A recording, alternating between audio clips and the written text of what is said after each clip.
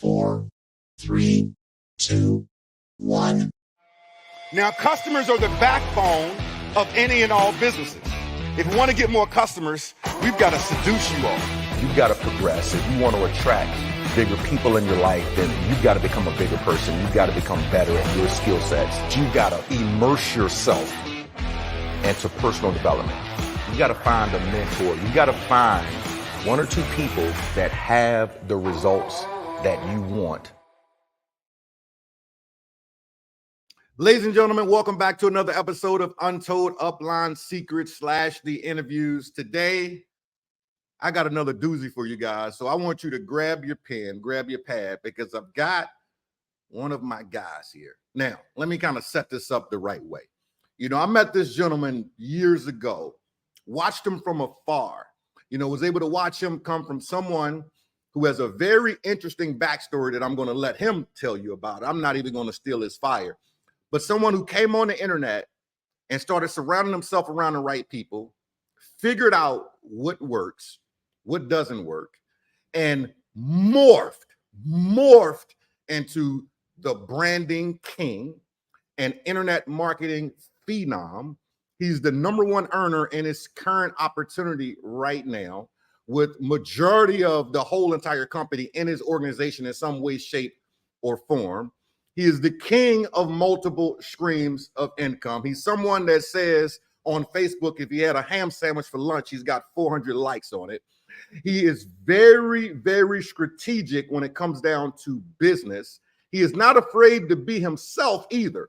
There's so many people that are out there that try to be someone that they're not.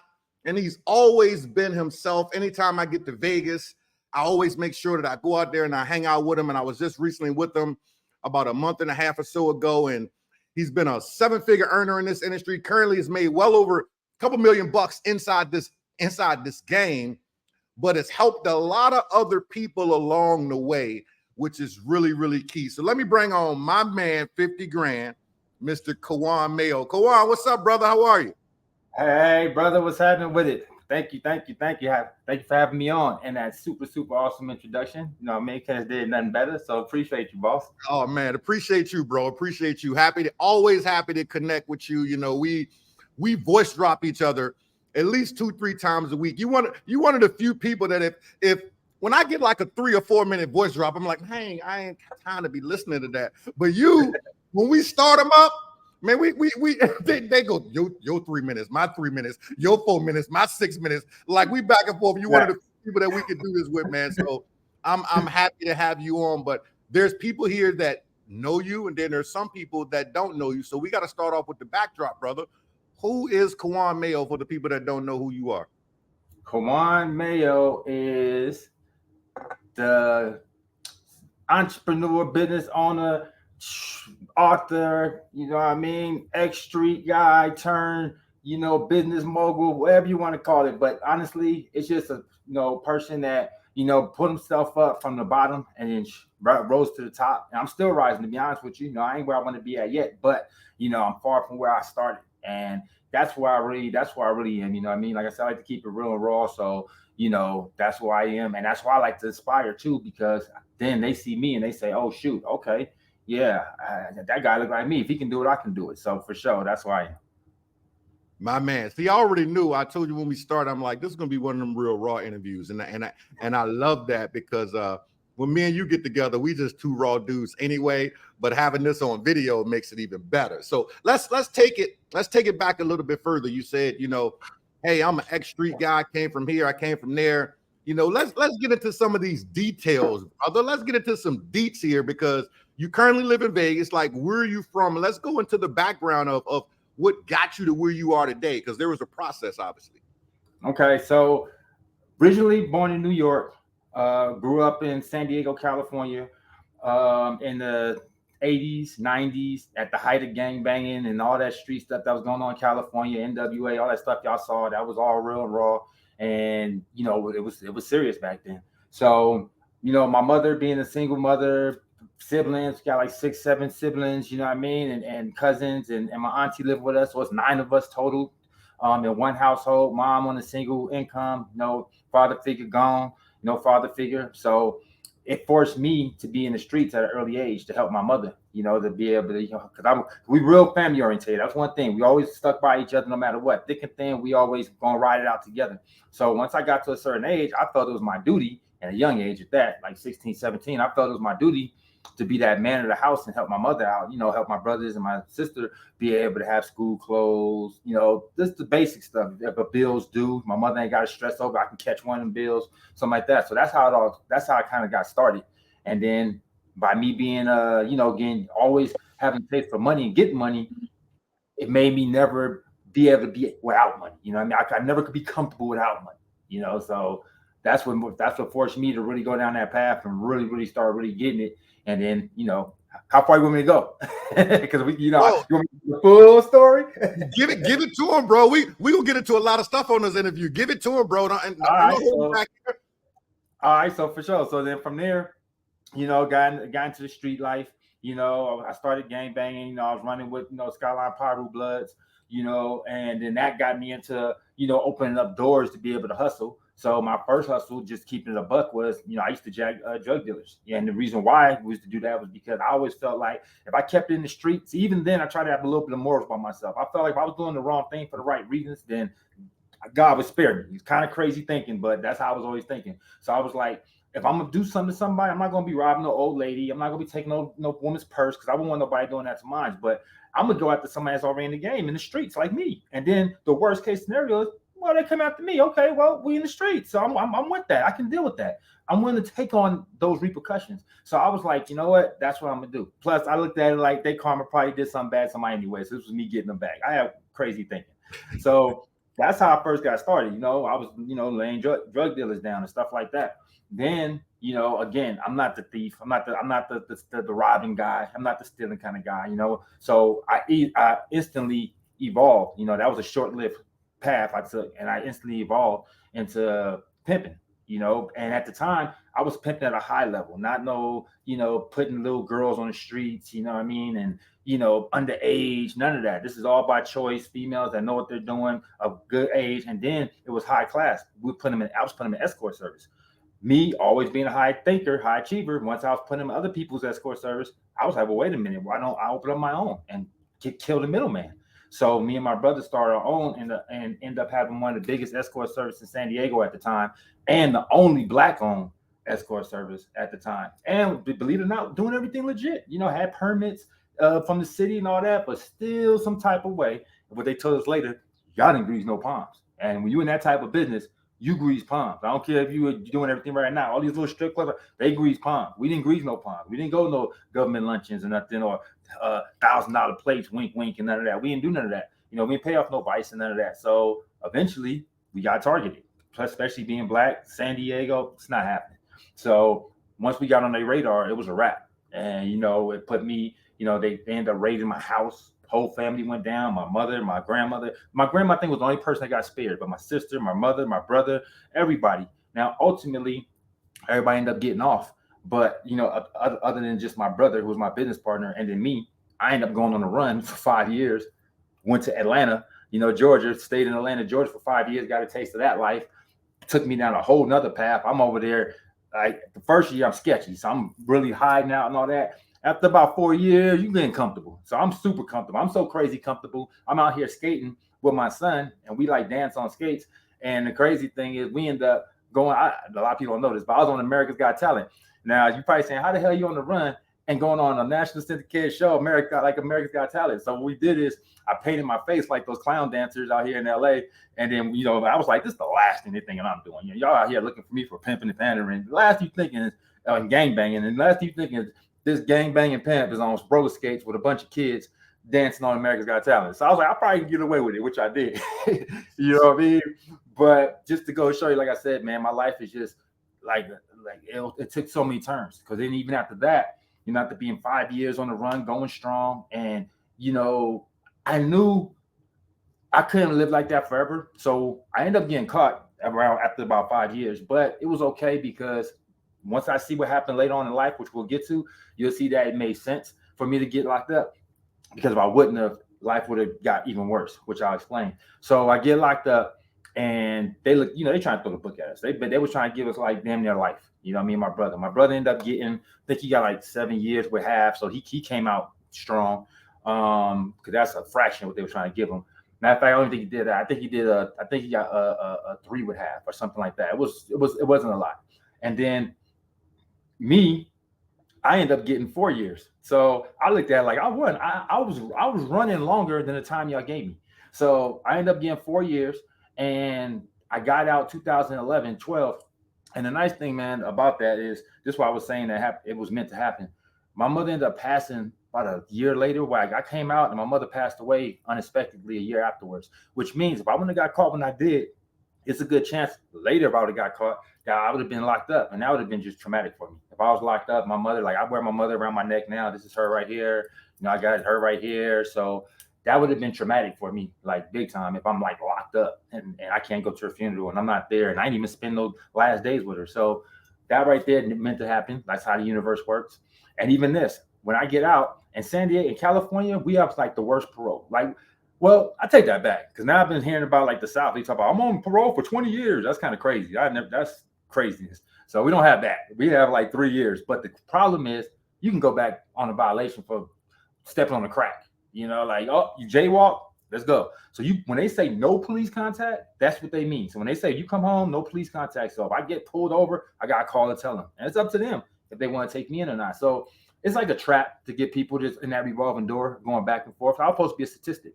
And I told people when I was locked up, I said, I'm not coming back. And they was like, yeah, we always say that. So what happened when I was locked up, I was reading a book by a female named Vicky Stringer, I believe. Yeah, Vicky Stringer. And she started a book publishing company and ended up being $1 million company. And all she did was publish her first one and took it to the hair salons. And it just ended up blowing up. So I was like, man, I could do that. She was like an ex-drug dealer. She had like a similar story. And I was like, that's dope. She came out of prison, put a book out, turned to $1 million company, Triple Crown publication. I said, you know what? I'm going to do that. So I said, I wrote my first book, which is a 5-star book to this day on Amazon. Let Me Pimp or Let Me Die, roughly based off of my life. And then, made it fictional though. And yeah, I just did that. And I did 2 books. I did part 1 and part 2. And I knew I had a hit when I was letting the people that I was locked up with read it. And they would be like, I would give it to them in the daytime. And I go to trial. They're still there. All right, cool. Later on that day, come back from gym or something, middle of the day, they're still there. They never move. I'm like, why are you still reading this book? Man, dinner time came around. They ain't even go to dinner. They're still there. I was like, oh, okay, yeah, I got a hit. And everybody was like, man, you better turn this into a movie when you get out. So I was like, okay. So to this day, it's a 5-star. I'm actually looking to turn it into a movie, to be honest with you. Now Tubi and them came out, I can see it's actually probably possible. You know what I mean? But, so that right there was my first like entrepreneurial thing. I said, when I come home, I'm going to start my book publishing company. So I came out, I did just that. Within a year, I published my first book, and I published the author that I was locked up with. I told him he come out, I'll publish his book. I did his, and I got another person named Joe McClain Jr., who I ended up putting out his book, and we ended up doing like 15, 16 books. So altogether, I got over like 17, 18 books on Amazon collectively between me and people I signed and all that. The unfortunate part I feel about books is once I came home, I felt like it was a little bit too late. Like in prison, you have nothing to do but read. That's like our television when you don't have television. So everybody's reading. You're going to go through books like you go through episodes, of The Simpsons. Like you're gonna go through much material. So when I came home, that wasn't the case. Internet's at an all-time fast. Facebook is going fast. When I went in, it was MySpace. Now it's Facebook. Everything's moving fast, and people ain't reading no more. Let's just be honest. People ain't reading like that. Unless you're a reader. Like if you're a reader, then you're reading. But no one's thinking like, let me pick up the book now. Now they're going to YouTube. They're getting audio books and stuff like that. So, which I also end up doing that too. I ended up doing an audio book for Dutch. So I don't know if y'all know what that is, but that's a big urban book out there as well. I ended up doing like 3 or 4 audio books for his book. But so yeah, so I had a lot of material out, but wasn't enough to quit my day job. Like I was doing good on Amazon, but the numbers ended up going down after some time, right? So I was like, yeah, this ain't gonna be it. I thought it was gonna be it, but this ain't gonna do it. Like I don't see me hitting $1 million with this. So I came out when I was talking about the parole situation. I came out in a cool situation. I always feel like I got angels. I always got angels. Right? Even when I was in prison, you know, I would just miss a riot. I would just get, you know, I'd get there when it was just turned up and now it's not. Like, I was always blessed. I didn't go to the worst prison. I went to the kind of cushy one, you know what I mean? So with a microwave and, you know, your own TV, them kind of prisons. So I was just like, I always had an angel over me because I could have got transferred to the crazy places. So when I came out, they was doing a new program. The new program was, all right, you come out, you get to do 6 months on probation, but you still got to, it's parole, but you checking into a probation officer instead of parole. So, and they said it's because the prisons are overcrowded right now. So we're trying to, like, you know, let people go. So we're going to put you on this program. And if you give us 6 months clean, don't smoke no weed, don't get caught up in no nonsense, don't get pulled over, none of that, you get off parole. I'm like, what? Man, say less. So that's what I did. I bunkered down. I stayed myself in my room, my house. And at the time, my boy Jamal Johnson, he had started the Green Room Academy. All right, they had just introduced trading to Facebook. I'm telling you, they're the ones who started all this trading stuff. Before that, I didn't see that trading nowhere. Nobody was doing Forex yet. It was binary options with the Green Room Academy, and they had a wave. So they came in and they introduced that to the world, and I got wind of it being on Facebook. And I was like, what's this? And I was like, well, we can trade. Like, and I'm thinking Wall Street, Wolf of Wall Street, all that. Okay, this is dope. So I engulfed myself with it, trading every day. I'm at my computer is at the edge of my bed because I don't even have. I'm sleeping in my mom's house. You know, I paroled to my mom's house, and I have nothing. I have these 6 months to just educate myself with this trading. So I'm trading. I'm picking it up. I'm learning, and at the time we're taking their signals and we're taking their course. And I'm like, dang, they make a bad. And I watched them make a ton of money, and I watched them make over 400,000 just being an affiliate. So I'm like, what? I said, okay, I'm on the wrong side. I've always been that type of person. I could see where the money at. So I was like, I need to be teaching and I need to be giving signals. Forget all this trying to take a signal and then I lose and I'm up and down. I'm blowing accounts. Get all that. I need to be affiliate with the broker and I need to start trading binary options. I mean, I need to start giving it. So I ended up hooking up with somebody that was actually a coder. To this day, nobody's able to pull this off. I was the only one who did this that I know of. I had a coder that coded me my own platform, and you would see all the pairs that you want to put in. So we had 8 pairs that you could trade at any given time. And the way the coder coded the platform, and it was off TD Ameritrade, and I know bogus broker platform, it was a TD Ameritrade. When you took your trades, it would tell you, it would say, take trade now, and you see the arrow going in whatever direction. And it wasn't a lagging indicator. It was actually working. Like when you took that trade, people won. Man, I blew up. That was the first time I made 6 figures. The only problem was we made like 170,000 first time I made 6 figures. But the problem was I had 2 partners, and then that person I was paying. So it was 3 of us. So split 173 ways don't sound so cool no more. Sound cool when it was just mine. So I knew I need to shake the partners now. Like I need to come up with something where I don't have partners, right? So that's when I just started affiliate. I started network marketing, you know, and I just engulfed myself with it because I saw.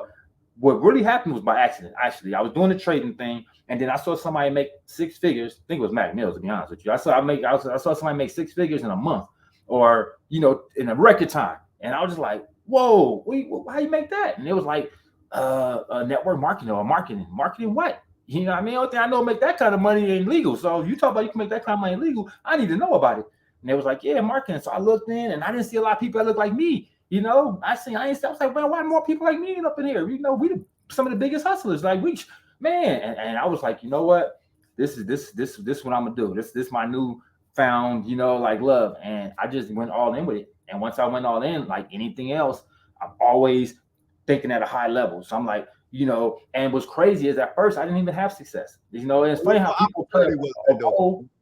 Huh? What opportunity was that? Your first. So look at this is crazy. So the first opportunity was like some nonsense. It was like some mailbox money type stuff. It was one of those mailbox things. I was getting money in the mail. It was funny too because it was taking off from me a little bit, but nothing major. Like, of course, nothing like that's gonna be major, but it was good enough to get people start looking at me. So first it was some mailbox thing and some circle pinwheel. So all those sketchy, weird stuff at first. But the first real opportunity I was in was traffic authority. And the thing is, the reason why that changed the game for me was I shouldn't have been in an opportunity like that. not being new, because that was a high ticket situation. People buying in for 20,000, 30,000. Man, I can't sell that to nobody. I'm cool. I'm brand new to the game. So unfortunately, and I always remember this, what made me start wanting to help people. Me and my son started together. I was like, all right, in our little niche, our thing was going to be FNS Incorporated, Father and Son Incorporated. I thought that people would love to see a father and son in network marketing together, working, killing it. You know what I mean? Like that would be something that would inspire other families and fathers and with their kids and things like that. Well, the problem is that was a high ticket thing, one. Two, no network marketing company based around traffic ever is going to work. I don't care if somebody got to prove me wrong, but it's not, because the moment that people have a misconception of how leads should work. They think when you buy leads, you bought sales. So the moment that you bought 100 clicks, you better get 100 sales. And when you get 0 sales, man, you're out of there. So that's what happened to us. Only thing, this was high ticket. So the minimum I think we spent was like 1,200. My son spent the same 12. He's 17 years old. That 1,200, like 12,000. So when we don't make no money, my son like, oh, I'm out of here. This ain't for me. And I'm like, damn. But I'm like, nah, I'm seeing people get it though, man. McMill just made like 60K in the same opportunity. Now we good. So I always think about it. When I finally made it, I was like, look it, man, this thing scared my son away. And if he would have stuck with it, he might be right here side by side with me making the type of money I make now. But because of the way everything was structured and how it was, it scared him for life. And I started thinking about how many other people that probably happened to. So I was like, you know what? I'm going to start helping people get to it. You know what I mean? So that they won't get discouraged and be more realistic and don't play smoke and mirrors, you know, and games with people. If it ain't going to really make them money, I'm going to let them know this probably ain't going to be the one for you. But if this could make them money, then I'm going to help them as much as I can. And when I did that, well, before I got into teaching, because before I could teach, I got to be somebody you want to listen to. So I went to a big event. It was Digital Altitude. That was another big one at the time. And everybody was in it. Michael Mansell, Mac Mill, all the big people was in that opportunity. And I'm watching. I'm like, damn. I'm like, you know what, man? One day I'm going to be up here, man, just like everybody else. Because everybody was stopping them in the traffic. They were stopping Mac and Michael Mansell. And everybody was getting, you know, approached with cameras. And I'm like, damn, nobody approaching me with nothing. So I'm just like, you know what? I'm going to be here. And it's funny because I was there with somebody else. And Mac Mills at the time. And it's funny, he got talking about this story. He was like, man, I looked at you as a boss then. I didn't know you was looking at me because I was looking up to him, you know, because I wasn't where I wanted to be yet, but I knew he was. So I was looking up to him, and he was looking at me like, nah, I see how you carry yourself. See, game recognized game. So he's seen the way I was carrying myself. He looking at me nothing less. But I'm looking at myself less. I'm harder on myself. So I'm at the event, I'm watching, and I'm like, you know what?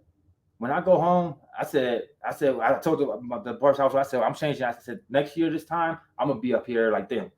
And at the time, I didn't know I was going to do it. I went to another affiliate event, and the owners of Traffic Authority was there, Doug Willens. And I said, Doug, man, I said, just keep it real with me, like straight up. I said, what do I need to do to make it? Because I'm doing everything that everybody else is doing right now, maybe even more on some aspect, as far as like posting and for following up. I'm doing all that stuff. I'm doing all that. My why make you cry. Yeah, we passed that stage. So if I'm doing all that, but I'm still not getting those Mac Mill results that I'm seeing, because he was the big person in the company right at that time. I'm not getting those results. And Vincent Ortega, I'm not getting his results. I said, what do I need to do?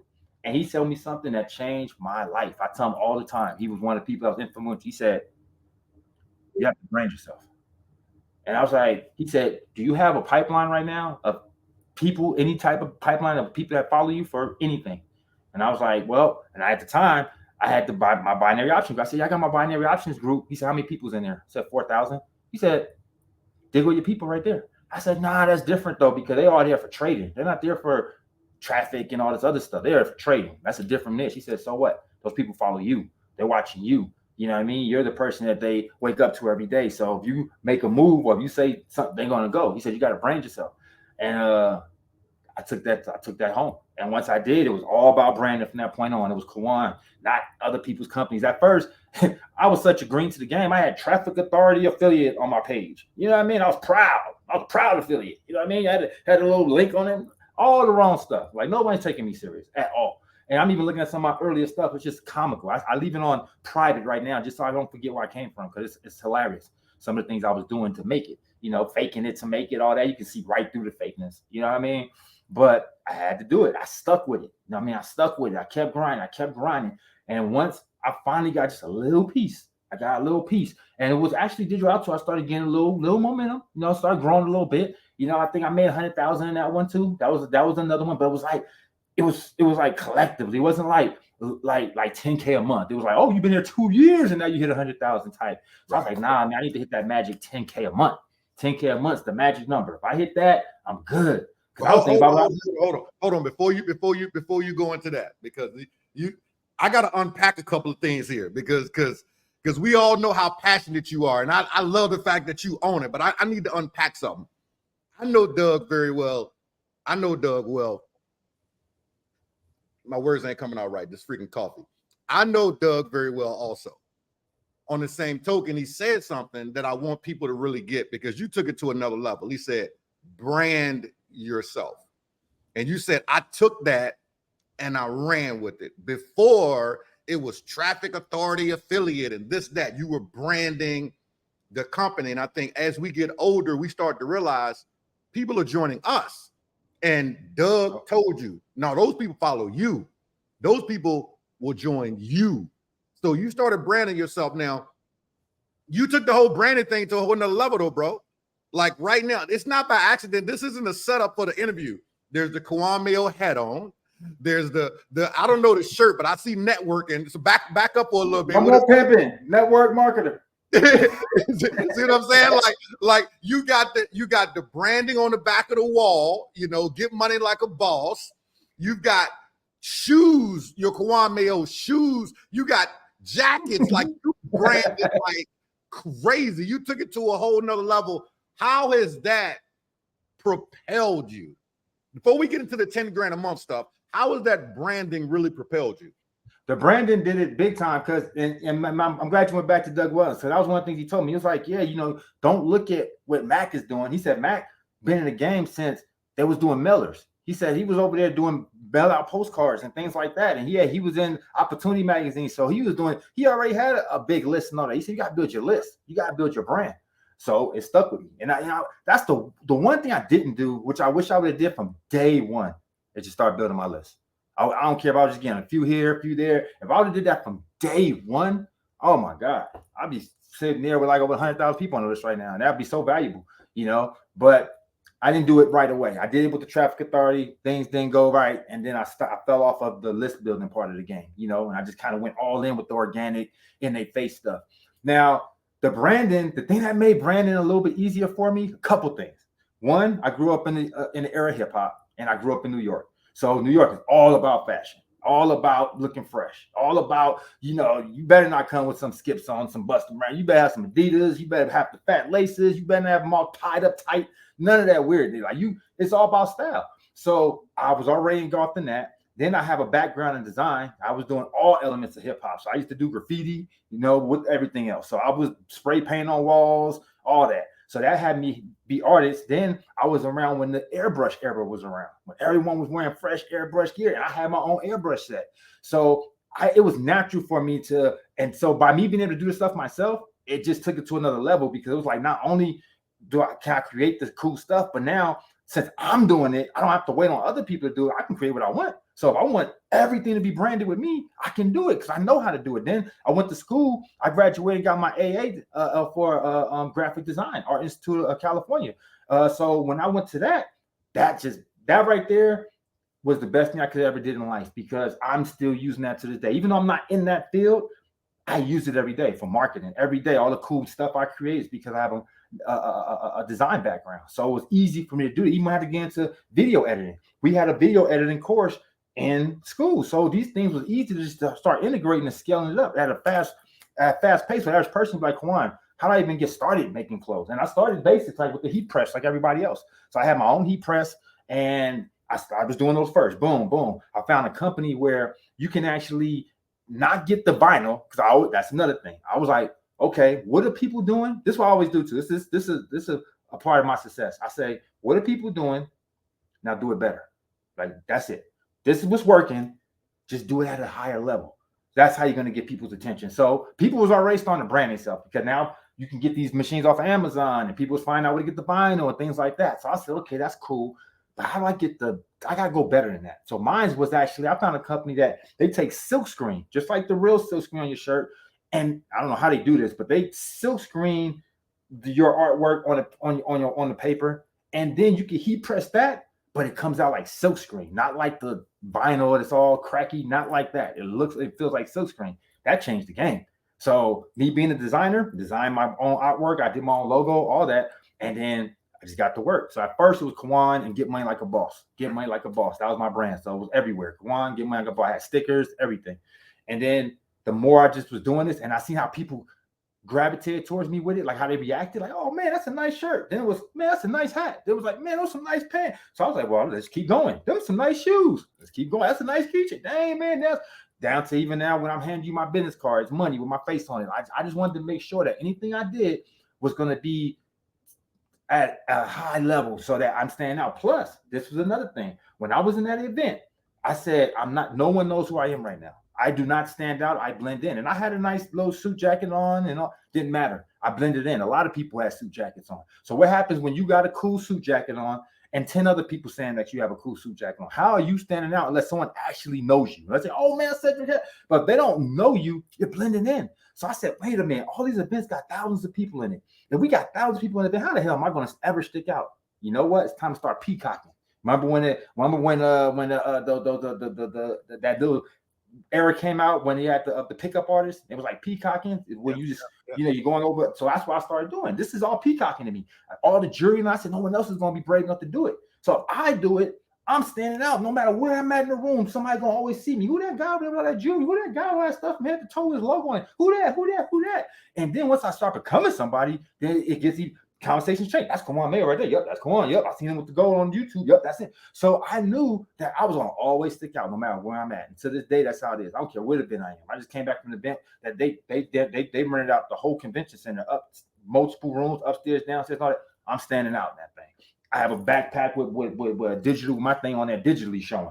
I'm making sure you're going to see me over everybody else. We're going to start this conversation without me even having to start the conversation. So it kind of that's how it happened in this snowball, and now I just always look for anything I don't care what it is. Like you said, it could be anything. Like if I can brand it, I'm on it. You know what I mean? Like I'm on it, like everything. So at this point, everything branded: shoes, socks, underwear, pillow, wall, chair, like everything. Keychains. I'm looking at stuff right now as we speak. Coffee mugs, like past the basics. That's why I even mentioned the coffee mug. I feel those are the basics. That's what people usually start. They got their mug. That's where you start. We took it way past that. Yes, you have. You know what's so interesting about that? I did an interview this morning with Mike Tharp, and we talked a little bit about that. And I said, Mike, I think that one of your secret weapons is those sport jackets that you wear. I'm like, because you're the only person that come into an event and you got like the Michael Jackson sport jacket or this, that, and it stands out. He was like, say it. I just had the fur coat yesterday in Vegas. I was just in Vegas. He was like, I'm on the strip and everybody wanted to take a picture with me. Everybody knew it was me, blah, blah, blah. And this is exactly what you're saying, that branding, like what is that thing that you're doing that separates you from everybody else? And you definitely somebody that is the king of that. You have figured that out. But let's take this down a little bit of a different route here. You mentioned video. Now, and you somebody that I know, and I didn't know you went to school for this. Like I thought this was self-taught because you have figured it out from a Facebook perspective, from the videos, but you also have crushed it on YouTube all the way to the point that your daughter, how old is your daughter?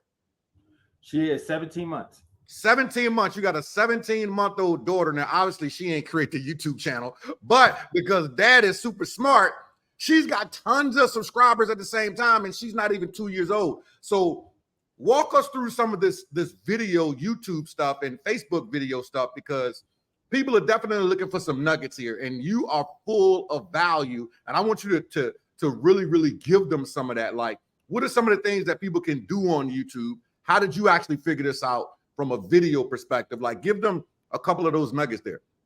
So again, the best way to get great is to be around great people. You want to be mediocre, then you try and be the smartest person in the room, and you end up, you can't teach yourself, right, what you already know. So once you know something past a certain point, how do you grow? So you gotta be around other people that's smarter than you, and that's what I always pride myself in. I don't get too prideful, and I don't let my ego take away. So when I was in school, the video part was actually a very, very small part. It was actually just like maybe one course. through a semester of all the 2 years. So the main thing was like all the print stuff, so like the Photoshop and all that. So really the video was self-taught once I came home. It's just that by me having a background in design, these things aren't hard to translate into like other worlds. Like, okay, something's going to be the same, like resolution. What's a good resolution for clothes versus being on the internet, 100 DPI versus 300 DPI, stuff like that. That's standard stuff. But someone else ain't going to just know that, So as long as I knew that stuff, I knew I could figure out everything else. So I figured out videos early on just because, again, I'm following what people are doing. So I see other marketers putting up videos on. So I started putting up videos. Very generic at first, talking about the company and all that. But what happened was, again, see, I'm not afraid to ask questions. This is why you should always ask questions and shut up, because you keep talking, you can't learn nothing. You know what I mean? You ain't listening. So I knew somebody named Michael Mansell, another top marketer, somebody I respect in the game. And we always was in the same companies, always in the same company. The problem is he always was above me on the leaderboard. He's pissed me off. Like, God dang it. Like, man, how you always on the damn leaderboard way up here? We both start at the same time. And it seemed like it's like that with everything. He's also my Peloton buddy. We both start off good. We got the little thing. We can see each other. Our numbers are kind of the same. And all of a sudden, his numbers just start going up super fast. I'm like, God, I'm really putting it into. I still can't catch nowhere near. I got to speak on that. Like, y'all take that. I remember when we all started together at the same. I'm like, listen, this y'all two. I'm just trying to burn some calories and stay in shape. Like, I want to win. There's 1,100 people on this doggone class. Like, why you got to be number 4? You know what I'm saying? Like, I'm just exercising. And that's how our whole life been. He's always just been one above me. We was in the competition in marketing booths. I got second place. Who you think got first place? Michael Mansell. We right there, 1 and 2. I'm like, man, the Carbone, the same thing, 1 and 2. I'm like, man, but it was cool. It was always just friendly, like competition. And I asked him one day, I said, man, like, how you be getting all these sales, man? You know what I'm saying? Again, I know I'm putting in work, so I know I ain't chopped livers, but I'm not getting them results. So he was like, oh, YouTube. I said, yeah, I got YouTube though. My YouTube is not popping like that. Like, ain't nobody coming in through my YouTube just buying stuff. Like, how you got people buying stuff? He said, oh, you got to rank your videos. I said, what you mean? He said, you got to rank them so they show up on the top of the page when people are searching for those opportunities. I said, how you do that? Again, changed my life. You know what I mean? See, that's one thing about me. I don't get information to sit on it. A lot of people get information to sit on it. No. He taught me how to rank videos on YouTube. Oh, it was over with. That was it. I said, I didn't work. I did it. Now, at the time, it was royalty. Boom, popped up, top of the page. Oh, it's over with. That was it. I was putting out videos every other day. And I'm not lying either. Like every other day. Right now, I just looked today. I was shocked. It says I have 1,000 uploaded videos on my channel. I was like, I uploaded 1,000 videos. That's a lot of videos. 1,000 videos. So this whole little journey of 5 years or whatever, 6 years. So that's what started it. And when he did that, it changed my life again. Because now, boom, that's when I went to that next bracket. And I had the opportunity to join when I joined royalty, and I used that method of ranking. I was the number 1 person that popped up every time you put in royalty. Like, I was hot when they changed the name. I was like, when they changed the name, I had 300 videos in at that point, 300 royalty videos. So right now, just 300 of that 1,000 is just royalty alone. So what that did, not only am I at the top, 5 videos at the top at a time, 3, 4 videos. You put in any keyword, now site comp plan, how to make money with now site legit, now site whatever, royalty, beacons, whatever you put in. I made sure for this is another nugget for y'all. When you do start doing these videos, you're in a company, try to dissect that company and every piece of that company, make a video about it. Make a video about the comp plan, make a video about the owner, make a video about a new update they just did, make a video about the direction the company's going in, make a video about their products, make a video about their service, make a video if it's legit or not, just every single thing. And you think like a person. Take yourself out of marketing mode, put yourself in customer mode, say, what is a customer going to come up here and search? Is royalty legit? How to make money with royalty comp plan. I know all the buzzwords, right? Because that's what I'm putting in. I think like that's what I'm putting in when I'm doing my due diligence, right? So I learned early on when doing your due diligence, think about it. Most of us is searching for answers, and once we get those answers, then that's all we need to proceed forward. Then we after we get those answers, then you can proceed forward with the sorry, my daughter just threw me off. But you know what I mean? I learned early on that, what did I say? That threw me off. talking about the videos, cutting it on every single topic. Once you learn it, apply it, and proceed forward to the next. I got mixed thoughts now, but yeah, just go ahead. Just go where you are. It doesn't matter. Go where you are. Whatever you think. The main thing was that, oh yeah, so you break it down in all them different bite-sized steps, because you got to think like a person that's searching for information. So I learned early on that a person that's searching for information, they usually got a few questions, and if you answer those questions, they're ready to go. If I'm typing in how to make money with a company, then obviously I'm interested in that company. I just need to know how to make money with it. So now if a person tells me how to make money with that company, that's it. Now, why am I going to go search for links now? Obviously, no one else told me this information. So I'll almost be a smack in the face to know that this person that just told me this information has a link down there, and I'm going to go search somewhere else to look for one. Nah, a lot of people are like, you know what? Good looking on the info. Click the link. So it just got crazy. And I saw crazy numbers. I mean, I'm up on one of my best months, 126 sales in one of the companies, and 90% of them sales came from YouTube. It was so bad, I had to get my wife and my family members to help me answer the calls, because it was too many calls coming in and I couldn't get to everybody in a timely manner. And I was like, this is nuts. So that was how I got into the YouTube game. And after that, I swear by it now, because I seen it with my own eyes. I was like, oh shoot, I was a part of it. So once that happened, I was all in. I was like, okay, YouTube. And it's funny because now I kind of did a Michael Mansell approach where I took a step. I'm not taking a step back from marketing, but right now it's the perfect time for me to really go all in with my YouTube. I just took a course, and it's the end of the year where it gets the slowest for our market, and we already know how it goes. You can't compete with St. Nick. Only people do good right now is Amazon, but everybody else, it slows down. So now I can focus on my YouTube channel and go real hard with it right now. So I'm really about to go deep, because my goal is to hit 100 subs by next year this time. Nice. So you have crushed it on YouTube. Would you say that with all the different, because you've got more than one stream of income, so with all the different streams that you have coming in, would you say that YouTube is one of your top marketing plays? And if not, what would be, number 2 or number 3, or what would be number 1 if that's not it? Absolutely. I put YouTube as number 2 at the moment, and Facebook's still number 1. Facebook is it's too engaging. You know what I'm saying? Like YouTube, I still got to wait people to watch a video, and I got to hope YouTube gonna show it to people. And but Facebook, as long as we got them friends, even if you only show it to 5%, 5,000, those still every day seeing what I'm putting out there. So it's just a different beast. The open rate is gonna be damn near 100%, right? 100% of people gonna look at your content. If I put a message in Messenger, you're gonna look at it, whether you like the information or not, but you're gonna look at it. If I email you it, 4%. You know what I mean? Some crazy number. If I text it to you, I think it's like 90%, but for the click-through rate and all that, but then the actual buy something, things like 7%. You know what I mean? But that inbox, that messenger inbox, powerful.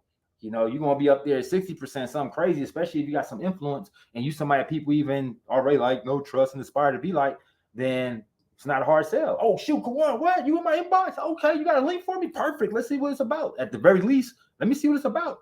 I know I can at least get that out of people right now for what I've done with myself in this industry. That if I just say, "Hey, can you take a look at something?" They're gonna at least take a look. Whether they join, okay, but they will definitely take a look. And a lot of people can't even get to that step. Right. So, what are some of the tips that you can give some of the people, because you understand the algorithm? You told me something a couple of days ago. I remember you was like, we had our appointment set, and I had to change it. You was like, Say it. Text me next time, man. Because I was like, dude, like you ain't checked your messenger in 2-3 days.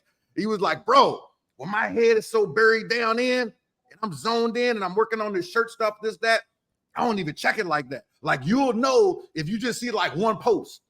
If you only see like one post of the day, you know I'm zoned in. Like I just kind of did that, got it out the way, and I'm locked in. So you understand the algorithm. You also understand how to get that engagement to create that curiosity. You also understand how to poke the bear. You know how to poke the bear to get responses at the same time. So give the people some tips and techniques on Facebook to be able to monetize their brand a little bit better or make some money on Facebook with their opportunity. So your job, okay, your first job is to get to at least 3,000 to 4,000 subscribers. And or friends and followers, and those friends and followers need to be like-minded people. So whatever you in, whether you're in real estate, network marketing, whatever. You pick up dog poo for a day, and all the people on your list should pick up dog poo too. You know what I mean? So that way, when you say, "Oh my God, I just got the best dog scooper in history," guess what? You got people that's gonna resonate with it right out the gate. They're like, "Oh shoot, what you got?" Because I'm tired of picking this up with my little thing in the hand. What you got? But if you did that to the average person, what would they say? This guy's weird. What? See what I'm saying? So that's how your marketing looks to people. When you over there trying to market to people that's not in the market to be marketed to, you like that, right? But you get to people like that, they're gonna be looking at you like, what is it? What is it? One of PMEs? Is it one of Ponzi's? Man, you don't want those period Ponzi people. Get rid of them because 1 month don't stop no show. So for every person's gonna say something negative, you got somebody like me gonna say, okay, what's the comp plan? Who's the owner? How long has it been in business? Those are the kind of questions you want to hear someone ask. Not stupid. Is it Ponzi? Man, you know what? Actually, if someone says this is a Ponzi or a period, you know that should just disqualify. You should. All right, no, it's not for you. Period. Forget all that posturing. You know, I know they told you opposite posture. Say, hey, posture, Ponzi is illegal. I don't do things illegal. You think, man, forget all that. I'm not explaining anything. If you're gonna ask me ignorant questions, because you almost insult me, right? Like I would bring something illegal to you. So the fact that you think that that's what I would do, you're disqualified. And posturing is one of the things that helped me as well. Because when you posture, it's like, can you go into the club right now, acting extra thirsty and tapping on? You know, I would love to take you out tonight and let me take out your chair and let me open your door and let me do it. And as much as females say they love that, if you was overdoing that, it's actually a turnoff. But everyone loved the Fonz, huh? No one was there for Richie Cunningham and them old square. They was like, yo, want Fonz, cool Fonz, Fonz. So you gotta carry yourself like the Fonz in marketing. That's what I tell people. Don't act like you thirsty for no sales, nothing extra trying to sell stuff to people. I'm not doing that. Hey, check this out. Nope. Peace. Thank you. Hurry up and get rid of this first no, so I get to my first yes. So let's go. So what you want to do is get to your first 3,000 to 4,000 people. The reason why you don't want to go past 4,000 really, because you want to leave open for new people to come in, and you don't want to end up in that situation where you maxed out and you always got to delete somebody to put new people there. So 4,000 is fine, especially if Oh, stop. Don't forget your train of thought. I want to jump in on that. Caujuan just told y'all something that's gold, because I know people that are maxed out with 5,000 friends. And every time they turn around, in order to bring in new people, they got to go find people to delete. Give me a second. Let me delete. I think I'm at like 4,200 people. Like I deleted a ton of people. So there's like plenty of room that's left over. Don't think that you need to be maxed at 5,000, because first of all 5,000 people ain't gonna see your content anyway. A lot of people do this. They're insecure. There's insecurity in this because they feel like, I need 5,000 people to be following me or 5,000 friends. It makes me feel good. Who cares if you got 5,000 friends if you put up a post and you get 13 likes, but you got 5,000 friends? So thank you for saying that, bro, because that's a big deal. You got to leave that room, and they need to be like-minded people. Yep, like-minded people. And now that you got your 4,000, now you can start, prospecting, doing what you do. So first, I tell people, don't be a selfish marketer. And what I mean by that is we always want people to like our stuff, comment our stuff, share our stuff, but then you don't do it to other people. Yes. No, don't do that. So start your day giving love so you can get love. Because that's how the algorithm works anyway. The more you interact and the more y'all dealing with each other, the more they're going to do you. And don't do spammy hi. Awesome. Great. Because you need at least 3 words. Okay. Facebook recognizes 3 words as content. Anything under 3 words, they're not even recognizing it. It actually can become spam. So 3 words. And you don't want to overdo it because then it becomes spam. So what I say is the sweet spot between 20, 30, no more than 50 posts every day. Start your day every day, liking, commenting, sharing, loving other people's stuff. So that's 1. 2, get rid of the dead weight, out with the old, in with the new. So anybody that hasn't engaged with you in the past 6 months, a year, ain't even wished you Thanksgiving, happy Christmas, Merry Christmas, happy Father's Day, Mother's Day, Kwanzaa, nothing. Get rid of them, because they ain't going to do that. They definitely ain't going to buy nothing from you, right? So get rid of them and replace them with Caujuan, Cedricks, and other people that's like-minded. How do you find like-minded people? From groups like network marketing, on how to make money online. 10,000 people in there. Boom, go to the members part, start friending them. Okay, eventually Facebook will start suggesting these people to be your friends, because you'll keep on reaching out to marketers. And then what you're looking for is the mutual friends part. So the part that says mutual, I don't accept nobody that has less than 20 to 25 mutual friends. Now, if you're not where I'm at now, you might not have that many top level people in your friends network yet. So you can't posture like that. So if I wasn't where I'm at now, it would be at least 10 to 15. Anything under that, you gotta look at it like this. If you ain't even got one mutual friend, right? Let's say one. That person can't be taking their marketing serious. That means they ain't got Cedrick in their friends list. They ain't got Michael Mansell. They ain't got a Mac. They ain't got nobody in this space that's making noise in their friends list, obviously, because they only got one other person. That's not going to cut it. That's probably going to be the person you got to hold their hand. They're going to be struggling. Even if they do want to market, obviously, they don't. That's not who you want. You want people, when you look and says 200 mutual friends. That lets, I bet you right now, if I go look at Cedrick's mutual friends, mine, his, I bet you it's probably 100 mutual friends or something like that. So that's what I'm going to be paying attention to. You know, I've had someone be like 900 mutual friends. Like, that person's serious. That person's a real marketer. So that's what I pay attention to. And those are the people I add. So every day you want to start adding those type of people. Anybody with mutual friends, no mutual friends. Now you got to wonder if they're a scammer, if somebody fake, if somebody trying to sell you Bitcoin mining and solo ads. That's how you can alleviate that. If it's a high mutual friend count, high chance they're the real deal. So I add them every day. Now I can get to posting. First post should be in the morning. Okay. You know why? Because Facebook, it's like anything else. Like when you're having sex, right? It's best in the morning, right? You know why? Because everything been marinating. Been sitting, chilling, you know, that thing, but marinating, right? So, you know, when the morning comes, it's 10 times better. So that's the same thing like Facebook. You've been quiet all night, dormant. You ain't been posting all day. So when you finally do post, Facebook go, oh, shoot, you posting? Okay, well, I got to let you get some love, because if you don't get no love, you might not want to come back and post again. And Facebook's whole objective is to keep you on Facebook. So I've noticed, that in the morning time, the first post is always the best, the main one, right? Unless it just didn't resonate with people, give or take. So make your first post the most serious post, the one that you're selling, whatever you're selling, the one that's the most important, right? And it can change. Sometimes you're going to be selling, sometimes you're not. So I'm just be a good morning engagement, right? Hey guys, good morning engagement. Say something funny. Put something funny up there. Everyone wants to laugh. People got to go to work. So what better thing to do before you go to work than to laugh, before you start to cry. So, you know what I mean? So give people a reason to want to check you out. Because in the beginning, before you start all that selling, you should be giving value. And I don't mean fake value, like fake courses and things that ain't gonna give nobody a PLR product. I mean like value, just like give them a reason to want to check you out. You should be thinking like this.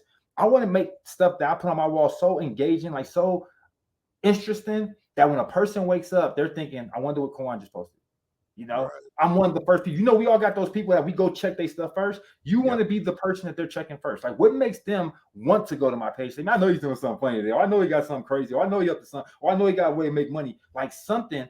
It should be that. It shouldn't just be like they go to your page, they see you eating spaghetti last night. And then, man, look, because Thanksgiving coming up, man, a lot of times don't even be looking good. Be looking all nasty. Like, come on, but nobody want to see your half eating mashed potatoes with the gravy in it. That looks disgusting. You know what I mean? Or some watery mac and cheese. Man, we don't do that. You ain't bacon, and you got watery mac and cheese. Talk about dinner served. I love it. Nah, you tripping. So that's the stuff people post. They make them go right past your page. Ooh, scroll fast. Ooh. And you want the opposite effect. You want to put in content that makes people stop the scroll. That's what I always said. So that's what I specialize in. That's why I've been seeing Cedrick's TikTok lately. And I told him, I said, do more of that. That's exactly the page you need to be on, especially if you're talking to people. Think about it. Nobody's want to see you talk, even when you're giving them good game. If it ain't colorful, that's why I'm so animated. If I was just talking like this, Bueller. You wouldn't be sitting there listening. I don't care what I'm talking about. It could be the best information in the world. It's boring.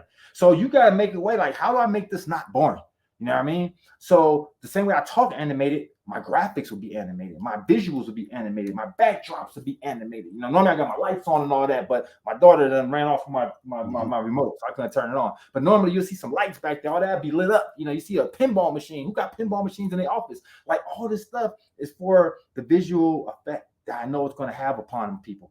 You know what I mean? So that's what you want. You want to be able to stop the scroll. Sometimes it's going to be a cool joke and things that make people talk and debate. Now, you don't want people get crazy. Kind of stay away from Trump and Biden. Like that, people get crazy. You know what I mean? You don't want to do that. You don't want to start mutiny or nothing. But, the things I kind of stay away from is religion, politics, the obvious things. You know what I mean? I know a lot of people that say, oh, don't, keep God in it. But the reason why I don't do that, because I notice it's not that I don't believe in God. It's the fact that I believe when people start talking about God, they talk about their God. And the problem is that your God might not be their God. And now you're offending people, whether you like it or not. You can go, well, I'm Christian. I'm going to say it loud and proud. Okay, that's fine. But you're hurting yourself too, because you might have a Muslim right now that got banked and he ain't about to join you now. Keep talking all this Christian stuff. or you might got this Catholic, or you might this Buddhist. There's so many different religions. You might have a religion you've never heard of before, and here you are offending that person when you can just keep that out. So I never understood like why it's not necessary. It's just not necessary. Now you can give praise, you can give thanks, you can say all that, but when you just make it like that's what's centered around, I just think that's the wrong approach. But hey, I know other people that do it and they kill it. You know what I mean? So teach his own. And I'm glad that you brought it up. I think it's a fine line there because I think it comes down to how much you talk about it. Like that's some people can go like all like so bananas with it. It's like calm that down some, you know, but it depends on what your brand is. Because I mean, I obviously incorporate God into my brand, but I built it to a point now that people know who I am at the same time. So it's one of those things of how much, or did you just all of a sudden flip your switch and now it's 99% of your posts? That's all it is. So I definitely think that's a fine line. I agree with you fully with that. Down to the politics though, the politics, yeah, that one right there is hot.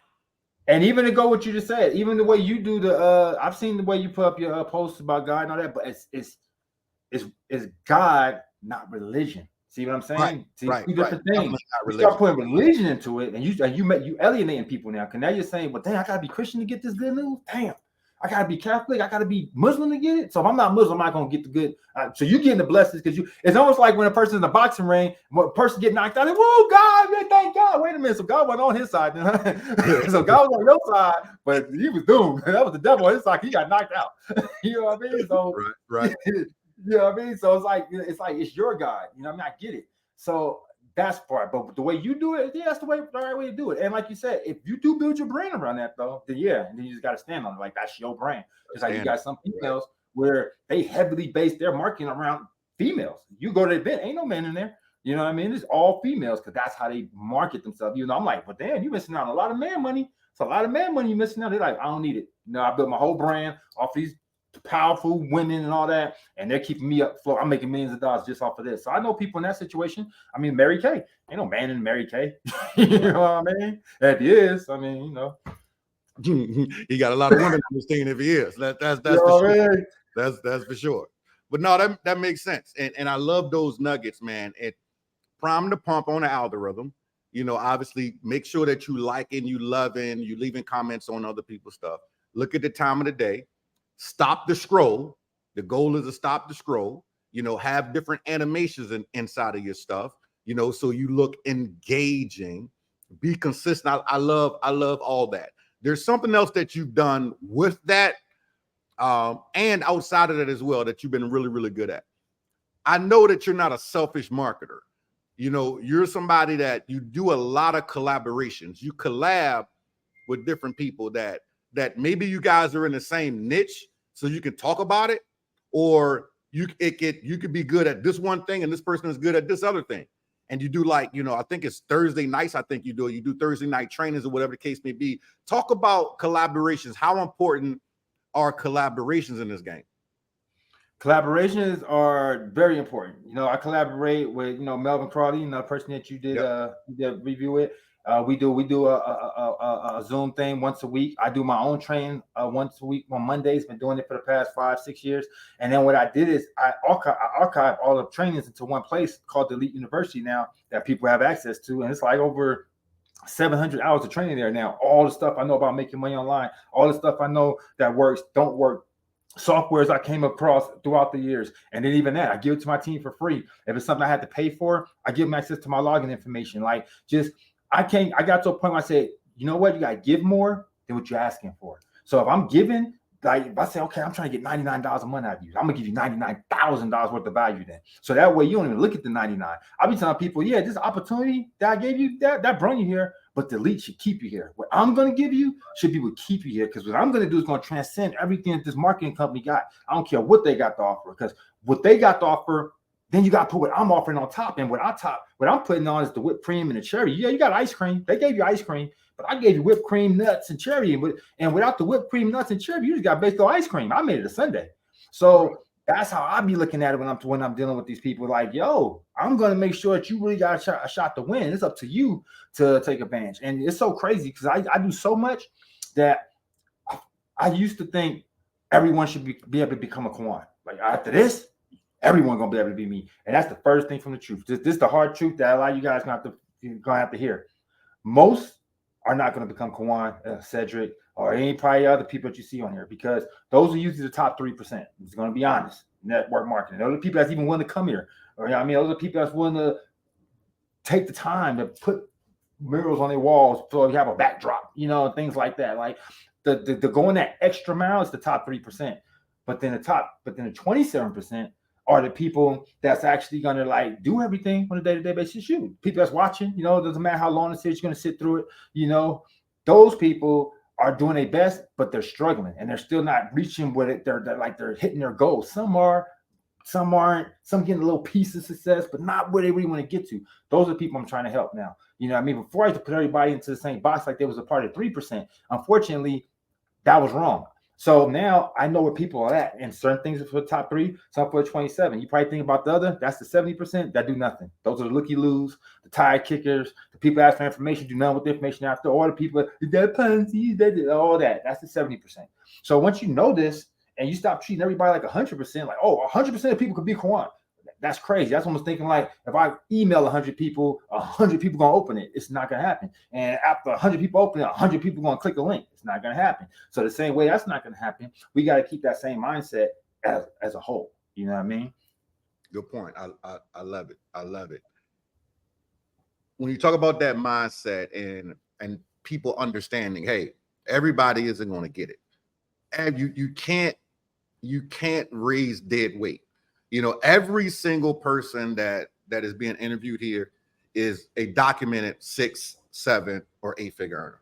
Every single person. And everybody's got different ways of doing things. And one of the reasons why it looks like a bag of Skittles is because I wanted some of everybody from all different walks of life. Because somebody going to look at this video and like, I really, really resonate with him. Well, let me see what he does. How do I get in touch with him? Blah, blah, blah. I really, really resonate with her, whatever the case may be. So it makes it a win-win because you don't know who that one person is going to be that could change everything. Now, one thing that I know about you, Caujuan, and I've been having this conversation with everybody. Everybody's got different philosophies about this. So we gonna have some fun with this one. You one of the kings of multiple streams of income. You one of the kings. Now, everybody got different philosophies about this. I had a gentleman on that made $25 million in his network marketing company, probably in the past 10 years, and his net worth is probably a little over 50 right now because he's made that money grow and grow and grow. And his thing is, hey, I locked in on this particular opportunity and I invested in stocks and real estate, this, that, blah, but I've never done multiple MLMs. Then there's other people that have done multiple MLMs. Then there's other people that add on different affiliate opportunities. Okay. So let's talk about your angle. First of all, let's talk about how many different niches are you in right now? Like, I want you to think about this. Maybe you don't know it offhand, or you could just name the niches, whatever. How many different niches are you in? And then why is it so important for you to have those multiple streams of income? All right, so I'm about 5 different niches. I've actually trimmed it down, trimmed the fat. I used to be in about 10 different opportunities at the same time. I kind of think I dropped that down to about 5, and then I don't count my own stuff because, I'm not going to count that. I'm going to count other people's. So 5, I was in the trading niche, travel, health and wellness, the marketing aspect, like platforms and, web builders, stuff like that. So that's already 4 right there. And look, I don't put myself in no box. If it can make $1, it's gonna make sense. So it just gotta be a right fit, and I gotta feel like people gonna want it. If you want it, I got it. You know what I mean? So if I paid it full, I got people gonna want it. I'm gonna have it for them. So at the game, I told you, look, see what when I really made okay, I left that part out. When I really started having success was when I said I'm gonna take what I know in the game. And you hear people say this all the time, man, them drug dealers are smart, man. They went from a dime bag to $1 billion corporate. If they would took that same mindset and put it into corporate world, they would have been crazy mogul. Yeah, I believe that. And that's exactly what I did. I took all the stuff I knew from the streets and I just did the legal version of that. And I just incorporated that with marketing, even being appealing. to people. I knew what attract people already. I had to attract girls. So I couldn't attract girls blending in with everybody else. No, you got to be larger in life. You got to be able to be pulled out of the crowd. You got to have other people talking so the girls even want you. Like, why is everybody talking about somebody walking in the crowd? Who are they talking about? And then when they finally lay eyes on the person, they go, oh, okay, I can see why. So I want the same thing with marketing. I said, okay, I gotta strike that same emotion to people. When they see me, they gotta be like, who is that guy? Who is that? And other people answering it for, that's Caujuan Mayo. You don't know what? Really? I don't know who that is. But guess what? It's one thing to talk about yourself, but when other people talk about you, that's when you've arrived. And that's when you're going to really, really peak, because no one likes a person that's just a bragger, right? But when other people are bragging on you, people resonate with that. They're like, what's so big about this guy? What? So I needed to become that person. And that was the main thing. Now, the multiple stream thing is this. I feel I could feel that both ways. So if a person, let's say they knocking out the park in an opportunity, right? And they just start making 6 figures, and then they took the 6 figures and they invested in real estate and some property and things, and those things are making money for them. So now their net worth went from 6 to 7 figures, and this is consistently coming in. If you're in a cushy situation like that, then I could see working one opportunity. And I'm gonna tell you why. Because now the opportunity you're in is probably just icing on the cake. It's just that little cherry. You still got ice cream, you still got whipped cream, you got all this other stuff. But when you don't have that cushion, it's dangerous. It's dangerous putting all your faith in one company. I'm in a company right now that just changed everything, so it's dangerous. And when they change like that, you might not be able to pivot. Like, okay, like for instance, everything that you see, everything I own comes from network marketing. I'm not one of those people that like, oh, you got a 9 to 5 and do a little marketing on the side. This isn't a side hustle. So I can't afford to fall off. I can't afford to, you just comp plan change. You'll be okay. No, I won't. What do you mean? No, I won't be okay. So I got to always be thinking, protect the bag. So that's why I made me always have multiple strengths. I saw companies going down so much. Like, man, you know what? Okay, it's been up, but after 3, 4, 5 years, it's down. Okay, yeah, that one, they was eating, but they ain't eating no more. And I was seeing this too much. It was a pattern. So I said, okay, I'm smart. I'm not going to be a statistic. Hold on. Be honest. I don't mean to cut you off. Be honest. It ain't about you just saw it. We've been a part of it. And we've been a part of it too. We've been on the boat. We've been on the boat. You know what I mean? That's real. And we talk about getting good money. We talk about like 3 months in, we making 10 bands or more, and it's going up. And okay, it's gonna be a good one. We should be making. Man, we already counting our pockets. One. We should be at about 100,000 this year a month. At the rate we going, and then all of a sudden, boop, like instantly. And I've seen it happen multiple times. I've been a part of it multiple times. So when I said, imagine if I was only in that company. And I've seen people do that. They put they all into it again. They branding the company. They got the company all over them, all over their hats and shirts and all that. And then it's gone. And them owners are straight. They already made 50 million, 20 million, 30 million, 100 million. They can go start something else. They can go do something else. They can not even come back here if they don't want to, but not you. So I was like, I'm not going to be that person. That's not going to be me. That's not going to be my reality. You know what I mean? So I need to make sure that I protect the bag. Now it's levels. You know what I mean? And know what you're capable of. I'm gonna be honest. I'm sorry, some people ain't gonna like this, but some of you guys got lucky. You was in the right place at the right time with the right opportunity. Some of you guys got deals. You got legs. You got side things going on. It's okay, but don't act like I don't know. So that's why you're afraid to do multiple things, because you're being real with yourself. Some of you guys are good networkers, which means you really know how to really get in the room and talk to the right people and get the right set of people together, and then sit back and let them go to work. And it's okay. Know your worth. But that person also knows I can't be in a whole bunch of stuff because I can't go do it myself. I can't go out here right now and physically go put 150 people in every single thing. Because if I do, when I go, I might do it in this one. But as soon as I go to this one, some of these people coming for sure. I'm be double dipping. So I just can't afford to do that. Well, I've been blessed where every opportunity I'm in, I can put 50 to 100 people minimum myself. And then it grows to thousands of people. And that's always my magic number. I need to put at least 50 to 100. Sometimes it could be 200, might be 3. Last time we did 5, 6. It just depends. You know what I mean? But never less than 50 to 100, because I know that will grow because I've seen it. So, and I've been a part of it my whole life. So for me, a person that can do what I do, why would you leave money on the table? That's how I look at it. If you can easily make money like it's a cash register, cash machine, why wouldn't you? But if you can't do it, then of course you don't spread yourself thin like that. So know what you can do too, which also brings to your branding. When we say brand on me, you need to be like Caujuan. So I'm gonna give me some jewelry. I'm gonna go give me a Rolex. No. You be you. You know what I mean? That's what people mess up too. They try to be like someone else. And that's not what people are looking for. You might not attract Caujuan type of people. So what? You attract your people. You might be a little baker, somebody, and you capitalizing off of that. You know what I mean? The bacon marketer and all this, and you incorporate bacon with your marketing. And every time someone joins your team, you send them a bunk cake or whatever. I don't know. But whatever it is, that's you. And if you hone into that, sky's the limit on what you can do. But when you try to be like other people and fake it till you make it, people see through that. They see through it, and that's what hurts you. It hurts a lot of people. You know what I mean?